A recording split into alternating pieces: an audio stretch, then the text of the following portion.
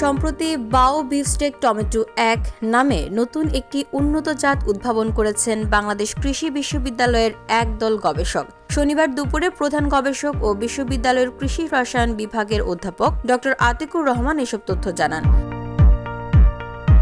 তিনি আরও বলেন, ২০১৯ সাল থেকে শুরু হয় গবেষণা কাজটি।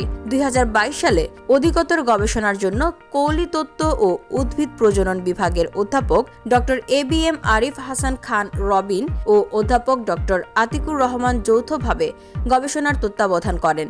এছাড়া বিভাগের শিক্ষার্থী মেশকুল জান্নাত স্নাতকোত্তর গবেষণার অংশ হিসেবে কাজ করেন।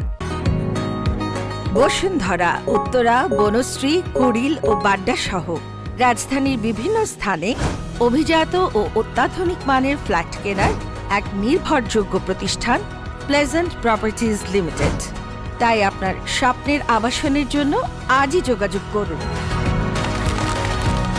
Pleasant properties limited, where destiny matches eventually.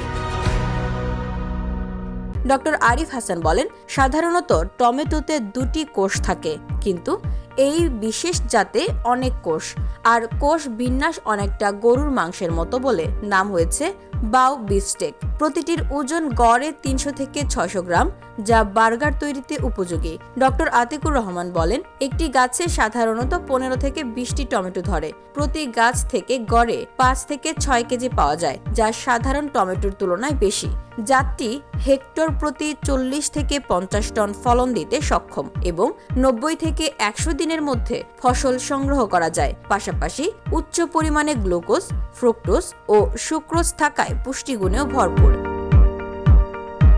তিনি আরও বলেন, সংরক্ষণ পদ্ধতি ছাড়াই সাধারণ তাপমাত্রায় ১৫ থেকে ২০ দিন রাখা যায় বাও বিফস্টেক টমেটো। অন্যদিকে পোকামাকড় ও রোগবালাই কম, তাই কীটনাশকের প্রয়োজন হয় না। এ কারণে উৎপাদন খরচ কম ও পরিবেশ বান্ধব। জাতটি দেশের আবহাওয়া ও মাটির জন্য বেশ উপযোগী।